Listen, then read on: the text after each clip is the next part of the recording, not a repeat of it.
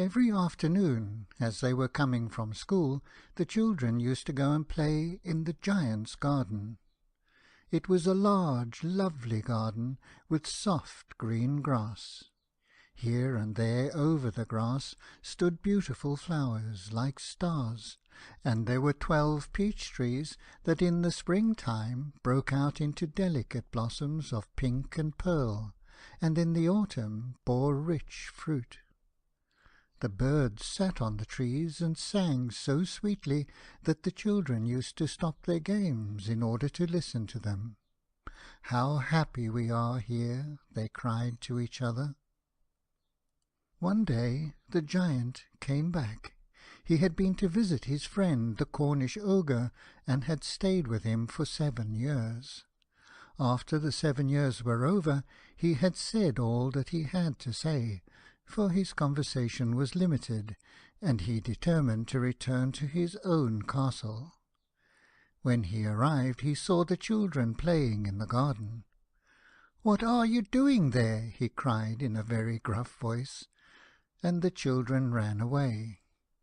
"My own garden is my own garden," said the giant. "Anyone can understand that, and I will allow nobody to play in it but myself." So he built a high wall all round it, and put up a notice board: "Trespassers will be prosecuted." He was a very selfish giant. The poor children had now nowhere to play. They tried to play on the road, but the road was very dusty and full of hard stones, and they did not like it. They used to wander round the high wall when their lessons were over, and talk about the beautiful garden inside. "How happy we were there," they said to each other. Then the spring came, and all over the country there were little blossoms and little birds. Only in the garden of the selfish giant it was still winter. The birds did not care to sing in it, as there were no children, and the trees forgot to blossom. Once a beautiful flower put its head out from the grass, but when it saw the notice board it was so sorry for the children that it slipped back into the ground again and went off to sleep. The only people who were pleased were the snow and the frost. "Spring has forgotten this garden," they cried, "so we will live here all the year round." The snow covered up the grass with a great white cloak, and the frost painted all the trees silver. Then they invited the North Wind to stay with them, and he came. He was wrapped in furs, and he roared all day about the garden, and blew the chimney pots down. "This is a delightful spot," he said. "We must ask the Hail on a visit." So the Hail came. Every day for 3 hours he rattled on the roof of the castle till he broke most of the slates, and then he ran round and round the garden as fast as he could go. He was dressed in grey, and his breath was like ice. "I cannot understand why the spring is so late in coming," said the selfish giant, as he sat at the window and looked out at his cold white garden. "I hope there will be a change in the weather." But the spring never came, nor the summer.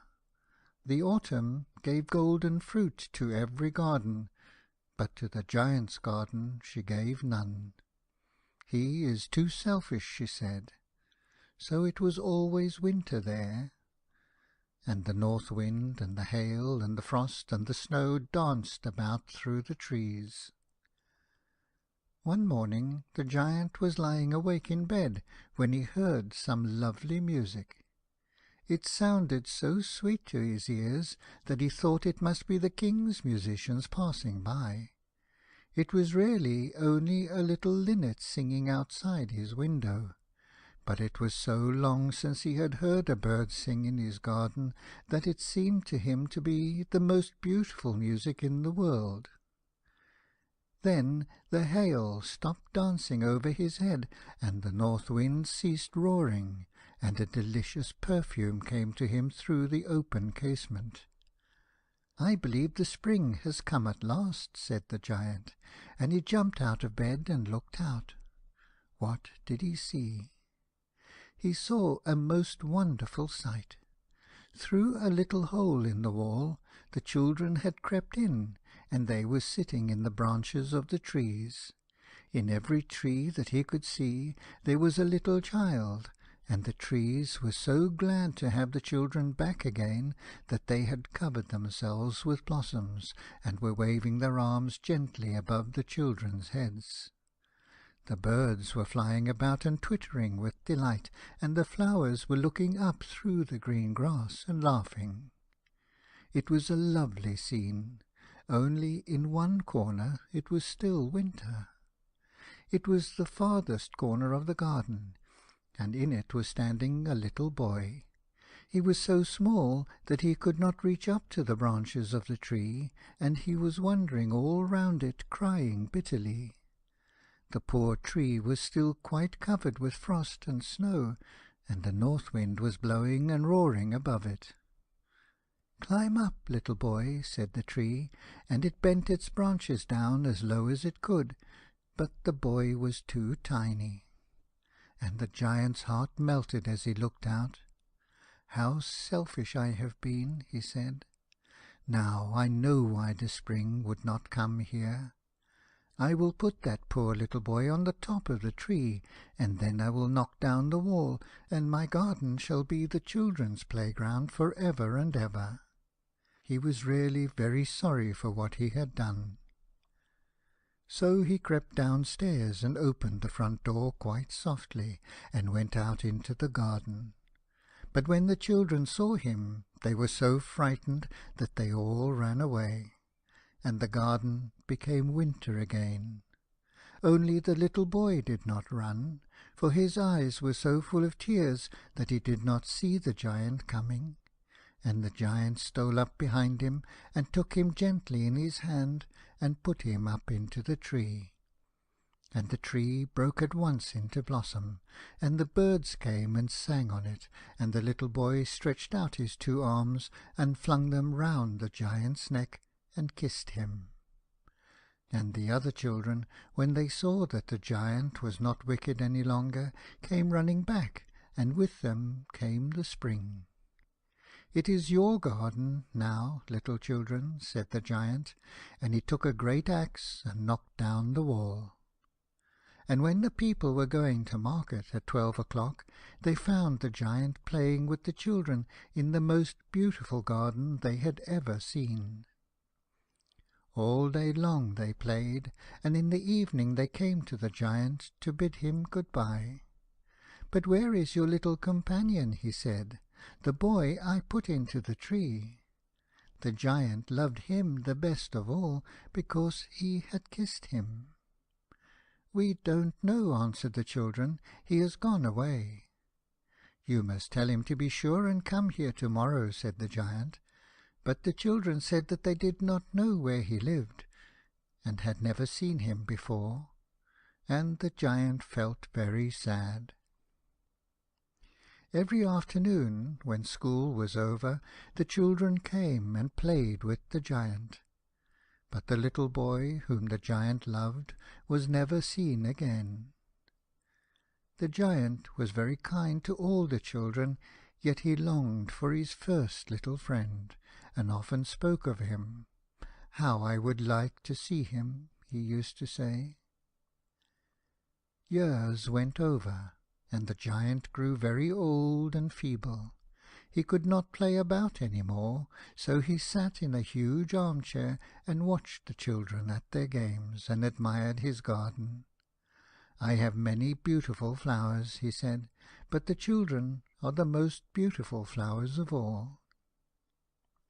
One winter morning he looked out of his window as he was dressing. He did not hate the winter now, for he knew that it was merely the spring asleep, and that the flowers were resting. Suddenly he rubbed his eyes in wonder, and looked and looked. It certainly was a marvellous sight.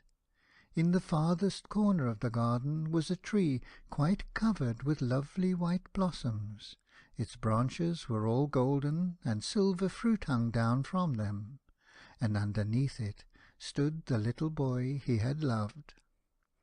Downstairs ran the giant in great joy, and out into the garden. He hastened across the grass and came near to the child.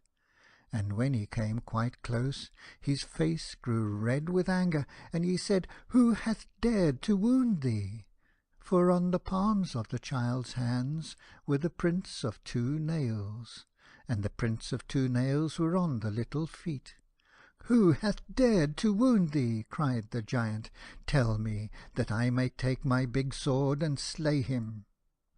"Nay," answered the child, "but these are the wounds of love." "Who art thou?" said the giant. And a strange awe fell on him, and he knelt before the little child. And the child smiled on the giant, and said to him, "You let me play once in your garden. To-day you shall come with me to my garden, which is Paradise." And when the children ran in that afternoon, they found the giant lying dead under the tree, all covered with white blossoms.